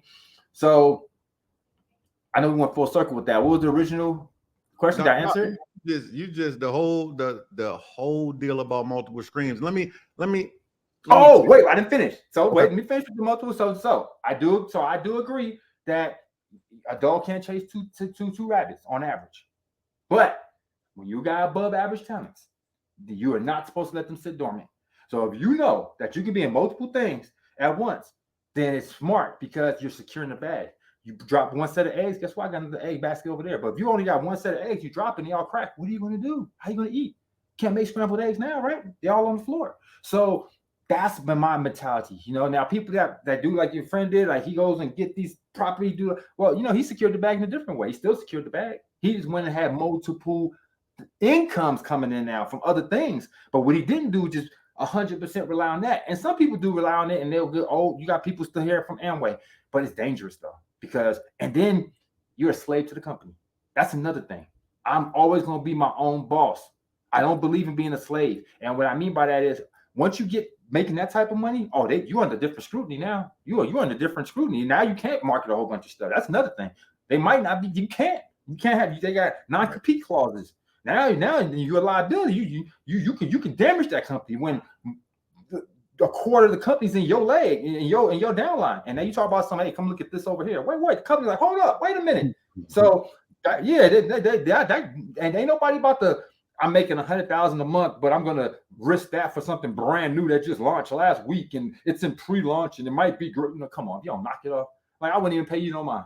Like if I'm making that type of money, yeah, I'm not looking either. To be honest with you, if I'm making that from one company, because you can best believe when I make the first 100,000, I'm going to go invest in something. When I make another 100,000, I'm going to go get me an investment property. When I make another 100,000, you think about that, that's a lot of money. So when you're making 100,000 or more a month, then I think you can kind of posture like that. Say, yeah, I don't need to be in all this stuff. But until I get to that point, I ain't there yet, guys. You know what I mean? Yeah, I made 20s and 30s and 40s a month. I ain't made 100,000 a month yet. So until I make 100,000 a month consistently too. Now I know one time because we have a bunch of bonuses and all that, and you was able to get in for free. No. Consistently every single month. Yeah, then for what? Because I'm gonna double down so hard. I'm gonna own the subway. I'm gonna have that laundromat. I'm gonna have so much stuff going on. I ain't gonna need marketing. I'm gonna be like, honestly, the key is to get to a point where you work so you don't have to work. You put in enough people and you do enough in the beginning so you can sit back in the end. You're not supposed to keep on working your ass off the whole time, to be honest with you. Like I'm not here to always be in 10 different streams of income for the rest of my life. Like that's crazy. I'm getting to the point. I want to get to the point where I don't even have to show up to Facebook. You know, I got people that do that stuff for me. Other people are doing that. Other people are keeping the boat going. And I'm just straight like this. Like Cedrick. Cedrick be doing that. Cedrick be chilling. Big old bag. I don't even see him in that much stuff. Like, I'm gonna play my shirt Sullivan real quick. Stop putting all my business in the street. I saw that post as well. I saw that. She mad at me, man. She had deleted herself out of my group and all that, man. That's a whole other conversation. I'm like, man, but we still getting dirty though. We still out there. Like I've just learned to balance. I think that there's balance, and for those of y'all that are looking here, understand. Because there's a lot of different interviews that are here. There's a lot of info that's within this whole video series that you're going through. Everybody can't do multiple streams. Let's be clear. Everybody can't do that. And from Caujuan's perspective, like I'll use two different perspectives. I'll use my man Kevin that I interviewed earlier, multiple 8-figure earner. He's got multiple things going on, but if you go to his Facebook wall, you see nothing. You have no idea what he does. Absolutely no links, no promotions, no nothing. You have no idea because he's got all these relationships around the world.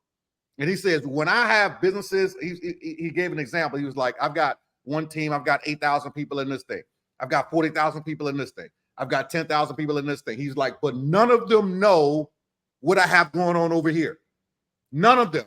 because he hit the nail on the head. He said, always remember that 60+% of your income is coming from one person. Now, when he said that, it really made me think. So if you build a big squad, it's like, man, 60+% of my income could be coming from one leg. One leg, one key leader that brought in all these people if you don't have your balance outright. So if one thing happens, he gets seduced, she gets seduced, she gets paid, he gets paid, whatever, boom, that just collapsed your whole play. So this is a higher level conversation. This is not for everybody. This is what Caujuan is saying right now. It's not for everybody. And I'm one of these guys that, look, don't even add, especially another MLM. Don't even add another MLM under your belt unless you can do this at this point of this one over here is going without you. It's on autopilot. And it's not just stabilized, it's moving. It's still moving up without you because it can get a little dangerous if you promote something at the same time. And it depends on what your end goal is. You know, so when I look at Caujuan, one thing that Caujuan left out that you didn't leave it out, but you just didn't get into it. You was like, oh, I got 5 different niches, but I'm not even counting my own stuff. Like you didn't even spend no time on that. You got stuff going on that ain't got nothing to do with MLM. Stuff that people can't see, different affiliate offers, your own stuff, your own companies. You got your own companies. You got different things that are going on that create income streams that people can't see. And that's literally the ultimate name of the game. There's a particular company, and I won't name the company. There might be, there's like 2 people. There's like 2 people that I'm interviewing from that opportunity. So I won't say the name. But what I will say is that the way the company owner thinks, when you get to a certain level, there is no beach money. You making $250,000 a month? No, stay working. I don't like that mentality. That's a slave mentality, like you said, because if I create a $250,000 a month income and an opportunity, maybe I want to take 3 months off and do nothing. Maybe I want to go to the Bahamas. Maybe I want to go to Tahiti. The ultimate goal is to go to Tahiti or go to Bora Bora. Your phone don't work. You stay there for a month and you come back and your check is bigger. Yep. His philosophy, no, you got to keep working. You got to keep working. You got to keep working. So I think that there's definitely balance in this conversation, and it's to each his own. That's why I'm framing it this way for everybody that's looking at it, because you're going to hear different philosophies from different people. It comes down to, who do I resonate with?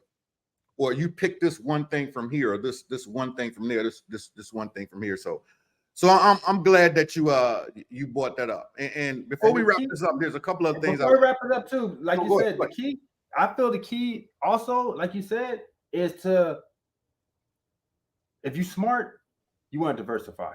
And I'm not talking about with another opportunity. Like the moment that you make some money, don't go buy a Ferrari, don't go buy a Lambo, don't go buy, like even when I bought crazy stuff, jewelry and all that, I made 3 to 4 times what I spent first.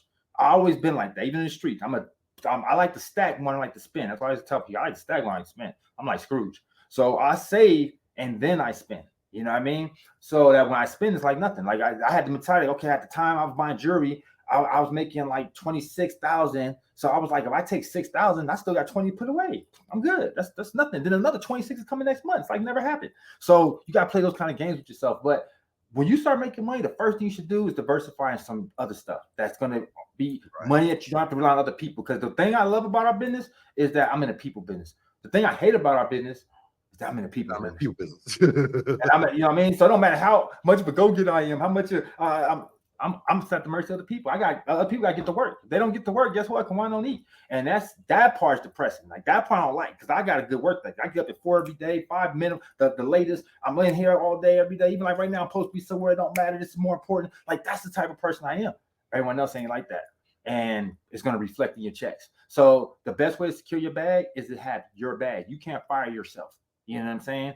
You're not going to sabotage your own income. So quick, fast, and hurry, get something that's yours. I don't care if it's a course, if it's you can start small. First, it might just be your own little ebook course. And with the power of AI now, it's no excuse why you can't come out with your own course. Come out with your own course. Come out with your own service. Come out with your own software, SaaS. You know, as a software as a service. All these little things just elevate. And then before you know it, You know how many marketers end up creating something because they knew what was needed. You know what's needed already. You in the field. These owners don't know what's needed because they're just corporate. And when they're corporate and have been in the field, they think everything from a corporate standpoint. It's all about the bottom line. It's all about turning the profit. It's all about trimming the fat and all that. But people that's in the field know about people. We know about the networking side of things because we know that's bigger than the business. You can have the best product in the world, but people ain't want to push it. It don't matter. So it's about the people. So when you mix the two together, you have a winning formula. So a lot of people create things because they know what's needed based off of that. You're gonna know what's needed. But if you overplay your hand, if you make your bag in that one opportunity, the opportunity will be there forever. And you want to know something that's probably the most depressing thing. I've been fortunate enough this hasn't happened to me. But I know it got to be super depressing to be making a big bag, 20,000 a month, 30,000 a month, 50,000 a month, 10,000 a month. Then one day that income goes away and you never get it back. And you just keep chasing, trying to get back to that point. You keep joining things, but it just quite doesn't work out. You make a little bit of money, 3,000, but you never make the money you was making before. I think that's very depressing. I haven't been there, been very fortunate. I don't want to go there. You know what makes it worse? Here's what makes it worse, though. It's so funny you bring that up. I was interviewing another rock star yesterday, Stephanie Nichols. Her and I are good friends, multiple seven-figure earner, and we were talking about how it's depressing to watch somebody make $80,000, $90,000, $100,000 a month, and then let's say something happens with the company, poof, it's gone. Your check just went away, or you were making 80 grand a month and it went down to $15,000, $20,000 a month, but you created this $80,000 a month lifestyle. Now you're forced to make decisions based off of your lifestyle or based off of your income versus taking your time. Taking your time, be like, oh, I was making 80 grand a month. Now it just went down to 15,000 a month. Okay, I might have to make a transition at some point. Okay, but I could take 6 months to figure that out. I could take 9 months to figure it out because I don't want to just make some hasty decision based upon I've got to replace XYZ. And the only way to be able to do that is by having some diversification, having things going on outside of that. It blows my mind how people don't do it. You know, I've got things going on that I never talk about that have nothing to do with MLM, that I would never post about. I don't have to post about it because it's not in that people niche that I need to tell people this or tell them that. But at the end of the day, people that don't do it, man, and that's one of the reasons why I wanted to do this, because I wanted to educate people so they really understood. Now, the other piece of this, Caujuan, that a lot of people don't know about you is that, and I'm going to use the jewelry and the branding and some of this other stuff as an example. You know, you got the brand Caujuan Mayo. Okay, that's your brand. So by default, people have a certain expectation that comes with that brand. However, along the way too, though, you are smart enough to know that, oh, I'm doing this for business. This is a tax write-off. I'm doing this for business. This is a tax write-off. I'm doing this for business. This is a tax write-off. And you keep a track of that. Talk about that, bro, because some people skip that part. So that's another thing. Everything that has my logo, instant. And I take it a step further. So let's say I do get audited or something. Let's say I already say, nah, bull crap, man. All that ain't business. You know, I've seen some personal things, man. Well, guess what? Every single thing has my logo on it. Everything has Caujuan Mayo on it with this big old right here, Caujuan Mayo. Well, that's also my LLC. So now, even when I mistakenly forget to put the LLC, I don't have to. If I just say Caujuan Mayo, like if I join the opportunity and say Caujuan Mayo, well, that's my business name too, Caujuan Mayo. So now I just got to put my EIN there instead of my social security number, and boom. So now everything, my bike, that's a write-off. What's the difference in me having a wrap Can-Am with my logo on it and my website even address on it, right? Or if I just got an ugly ass van and did that, what would be the difference? Instead of having that big old Scooby-Doo van, scrap the van, I put on my Mercedes. So it's big as hell, big old logo. I'm promoting myself. It's still Caujuan Mayo on it. It's even got the website. So if it got the website, how can you see I'm not promoting? That's a write-off.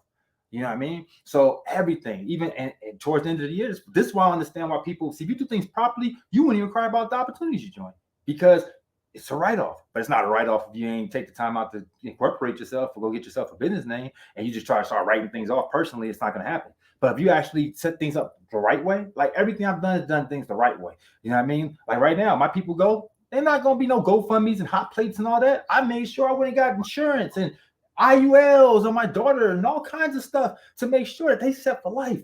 because that's what we're supposed to be doing. We wasn't taught generational wealth, most of us. And then we got to learn it when we all too late and all that. No, I want them to be straight now, not when people die. Not, yo, when I die, you get this and that. Why you can't get it now? So it's because we don't play that game, because we'll put all this money into stuff that don't matter, like big houses and cars and all that depreciate in value, and you lose it and get repoed and life gets hard, instead of securing everything in life. It's the bigger picture. So, that was one of the things that, that I made sure with myself that, like I said, but we really secured this whole situation from a financial standpoint, from a financial literacy standpoint, and like I said, a really secure in the bag standpoint, which is investing in things outside of just your company. That's why I said, don't get married to your company. That's what happens. People get married to the company, they don't own no stock. Look how people get into debates and stuff and get mad. And that's funny. You said that part about on the post. I do that on purpose. People be getting into debates on my post, and they be thinking that it's funny. They think that I really care. I don't care about that stuff.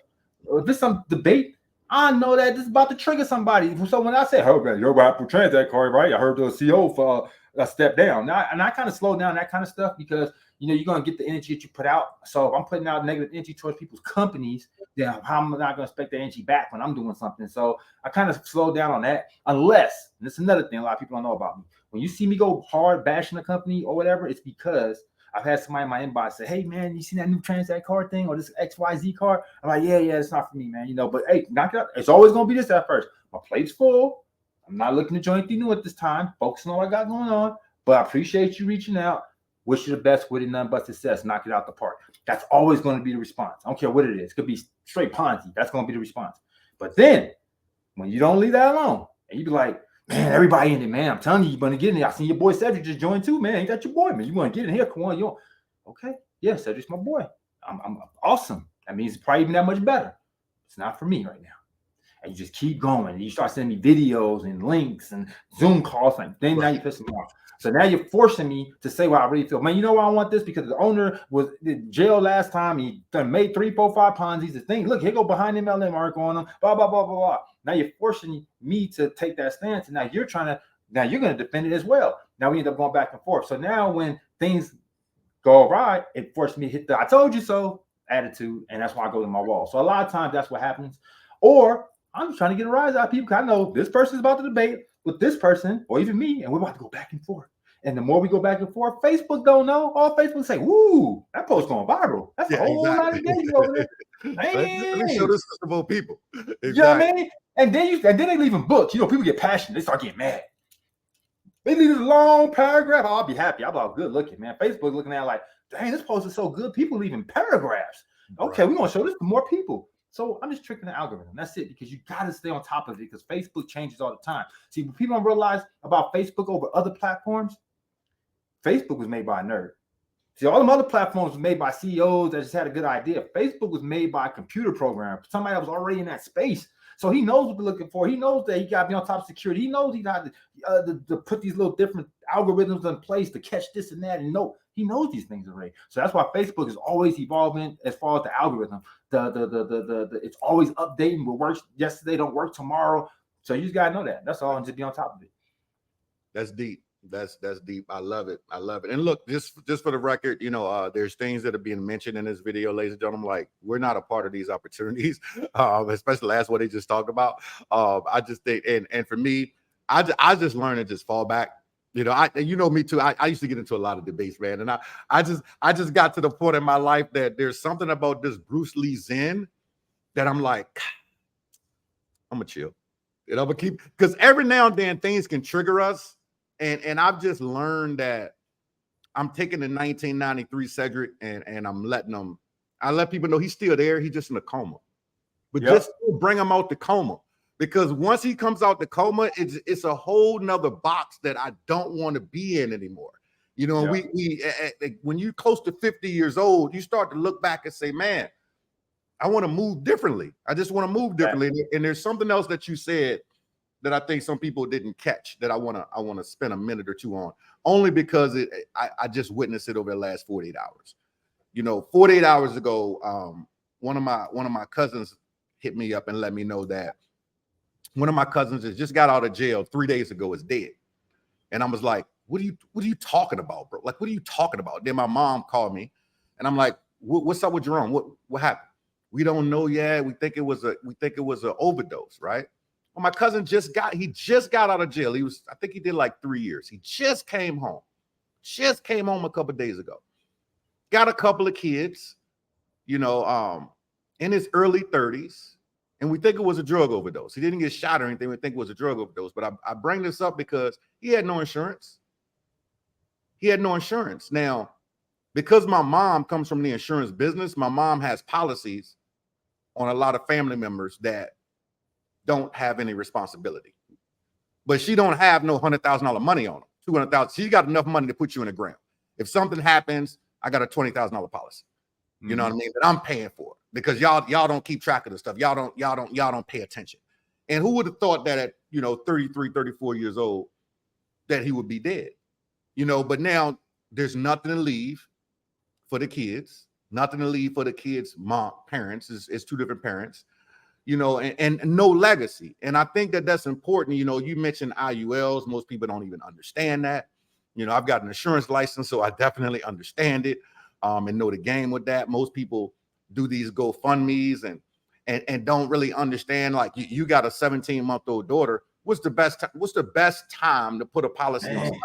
At that, right. How cheap her premium is, right? What is her premium? $3 a month? Like it's nothing. But by the time she's 18, she's got a cash value policy that's worth $200,000, $300,000, $400,000 that she can borrow against now. She could pull 50 grand. She could pull 100 grand. Like these are the little things that most people don't think about. And there's a couple things that we can guarantee. We're going to pay taxes and we're going to die. Like you're not immortal. Now you can help speed up the process by doing something stupid. Okay. Or it can catch you over time. But I'm with you there that the whole GoFundMe life, like it doesn't make sense to be building something and not cover yourself. So let's wrap this up here real quick. I got one more question I want to ask you, but is there anything else that you want to tag on to that before I hit you with this one last question before we wrap this up? Nope. Shoot. All right. So do you agree with what I'm saying though? Like when it comes down to 100%. Protecting the family, all that good stuff. Absolutely. You got to protect yourself. And the crazy part about it is once I found out, like I was able to get $1 million life insurance policy on myself. Man, it's $140 a month. Come on, man.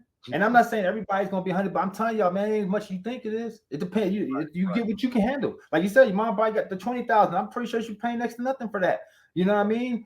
Like you can at least do that. Like, all right, I'm gonna at least cover this burial. But you don't. See, there's a difference between 20 grand and a meal ticket. See, and because of your net worth and what you're doing, it's like, okay, I want a meal ticket. So if something happens, I know my wife is good. I know my daughter's good.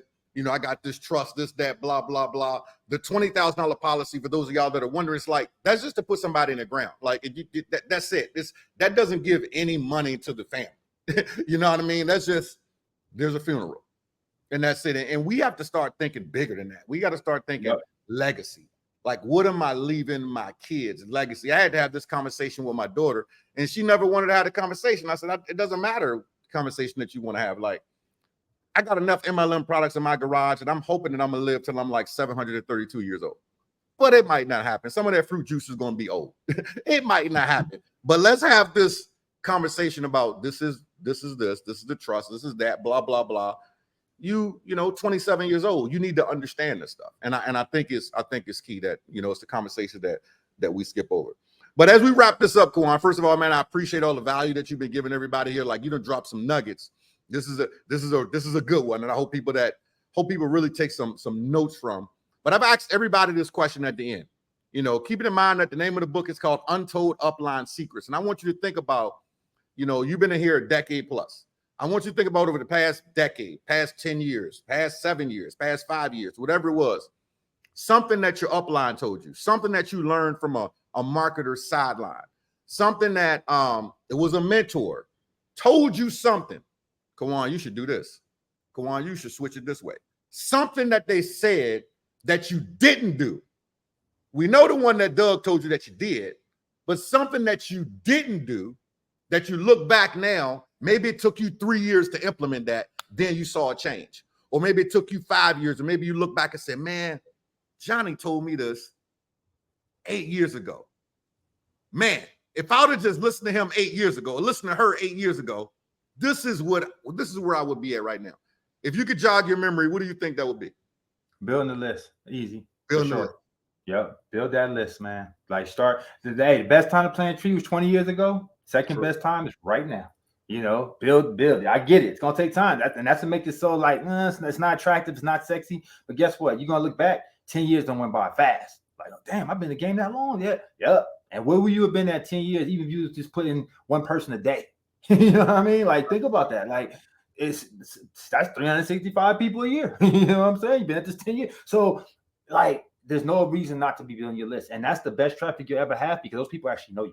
So imagine having 1,000 people that know you. Now, I'm not talking about building a solo ad list either. That's another mistake. Like, that's one time I wish I didn't do. Waste my time with like bad traffic, solo ads, junk lists, and stuff like that. I'm talking about organic. Like, I'm on my Facebook page and I say, hey guys, if you're interested in what I have to offer, come opt in here first. And then when they do that, they give me their information. That's a lot. Think about that. Because that person says, you know what?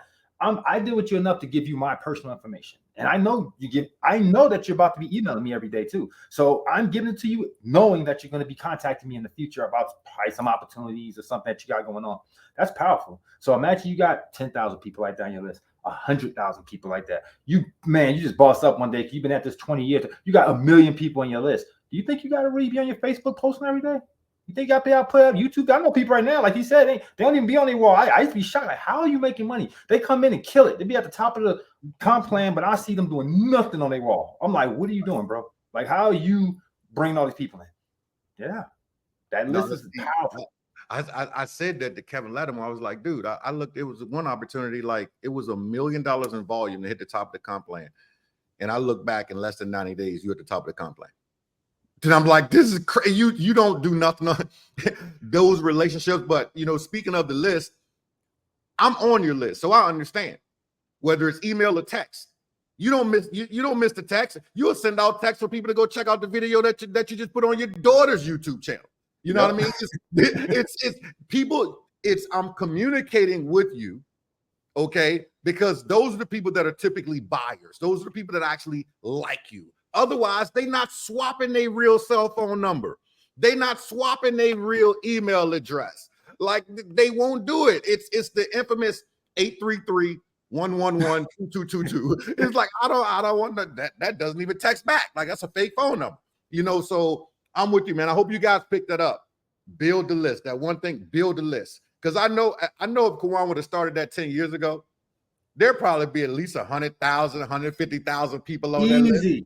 So one button, hit one button. If it's 100,000, one button with an 8% open rate. That's 8,000 people that just read your email. And if 8,000 people just read your email and only 20% of them took action, that's 1,600 people that just bought your stuff. Bam. That's 1,600 people that just joined your team. Bam. Build the list. Build the list. Build the list. Build the list. Bro, you dropped some bombs on them. I truly, truly appreciate all the value, man. It's always good to see you, brother. I know you're going to continue to crush. Keep on crushing. I know you unplugging a little bit for the holidays, man. So if I don't chat with you before then, man, you know, definitely have a happy Thanksgiving with your fam, man, and do your thing and enjoy all the festivities, man. But it's always a pleasure to be connected with you, man. And I'm looking forward to the next 20, 30 plus years that we do this until we super old and gray. And, you know, we sitting on a rocking chair at 110 years old. Say, well, remember the internet stuff? You know, like, remember that? I'm looking forward to that day, though. So thanks so much, bro. I appreciate you. All right, man. Likewise, man. Thanks for having me. This was fun. This was pretty cool. You know what I mean? Especially, like I said, we kept it real and raw. So, yes, sir. Hey, I know I dropped something somebody need to hear. So if you just take a little piece of something from this, like you said, from here, and you get something from one of the other speakers and get something from there, that's a whole lot of nuggets, man. And you put that together, it's no way you can't be successful. Because at the end of the day, I know you look at some of us and y'all be like, man, look at that man, or look at that woman, or look at how and in your mind and everybody's mind, we just popped up our mamas and oh, I got a bouncing baby marketer. Oh, woo-hoo. And it don't work that way. We always in your shoes at one point in time. We always trying to figure it out. That's why I told my story. Like, I was trying to figure this out. It didn't just happen overnight for me. You know what I mean? And I'm not one of those people like, I've been in the game 20 or 30 years. I've been here since Amway. No, not me. I've been here since 2014, really. Like, I started 2012, and I've really been successful since 2014. And even at 2014, success wasn't like where I'm at right now. It was just like I'm starting to have people buy and take me serious. But I still didn't hit the 10K. Like 2014, 15, I hit the 10K a month mark. But again, I don't even have, I'm barely, 10 years in? Like, I'm not 15, 20, 30 years in the game. So you don't have to feel like it's going to take that. But you do got to treat it like anything else. And I'll leave you with this nugget, because network marketing is the only game where you put unrealistic expectations on yourself.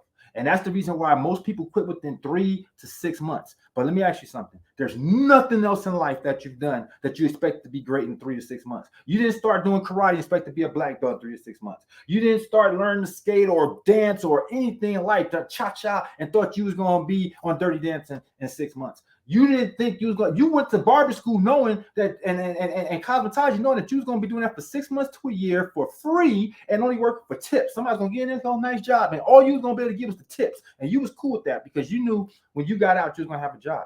What if you put them same expectations yourself with network marketing? What if you say, look, I might not make no money for the first 3 to 6 months. Matter of fact, forget that. I might not make no money for a year. But guess what? It's a lot cheaper than me going to trade school. It's a lot cheaper than me going to college. So even if I was paying $100 a month for this opportunity, that's $1,200 a year. You ain't going to college for that. So $1,200 a year. And let's say you really delved in. You listened to everything Cedrick said. You listened to everything that your mentors was doing. You watched it. You implemented it. You got good at it. You started building your brand. You built your Facebook page. You started doing YouTube videos. It took a year for all the stuff to blow up. But then in a year, bam, it does what it needs to do. You know what? If right now there was a job out there, a regular job, and they said, hey, check this out. You're going to go a full year. You're going to pay $1,200 to take this course. But after the year, you'll be making about $10,000 or more a month. Do you know that the waiting list will probably be like Section 8 apartments?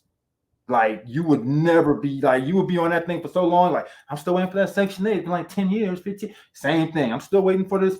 This dope school I go to because I know when I do it. So you got to take that same level of realistic, and also they'll keep you from stressing yourself out because now you won't be like, man, I didn't make it as fast as Cedrick did. Not realize Cedrick been in the game when you still had cassette. That man still got CDs he can give you right now. Now you got a DVD case right now in his garage he can give you. You know what I mean? Putting you up on game. We don't even have, nobody has CDs or DVDs right now, but he still got some. So that's how long you're dealing with people. You got people that got cassettes. I know somebody right now that still got their cassette little thing that they used to offer people. Cassettes. The only thing next to that is an 8-track. You going back, you ain't got too much left. Buy no 8-track. That's it. So you got to realize that you can't be looking at the next person's plate because what's on his plate don't make you full. So don't worry about what other people got going on. Oh man, Caujuan, make chill. So what? Don't worry about it. You don't even know what Caujuan doing. Caujuan might have got a deal. Just keeping it real. Because I know my worth now. It's another nugget. See, I get nuggets. So that was a nugget Cedrick told me. You know your worth? Well, I know it now. So I get deals. You know what I'm saying? So I ain't afraid to say it because I know my worth. Because you're telling me to take my eyes off of something that's already working and I'm already getting money in and look at this thing that you might get money. Because ain't nothing proven till you do it. I don't give a damn what you did in this company. This company's something else. So just because you're good basketball mean you're going to be good baseball. Didn't Jordan teach you that? So we go over here, that don't mean nothing. So if I'm going to come over here and take my eyes off of this and come over here, man, you're going to have to pay me or pay me no attention. Like I know my worth. So take these nuggets you get from different people, use it, emulate, don't imitate, right? Emulate and put your own spin on it. But don't think that you got to be like the next person. Don't follow this person. Think because you ain't doing what they doing, you ain't made it yet. Nah, it's levels to this. It's levels. And just get in where you fit in. There's definitely levels, brother. You hit the nail on the head. What a way to close out. Thanks again, brother. We appreciate you. There's levels, ladies and gentlemen. There's levels. Caujuan, have a great weekend, my brother. Always a pleasure, man. I appreciate you doing this interview, my boy. I appreciate all the time, brother. All right, you got it, champ. Talk to you soon. Peace. Peace.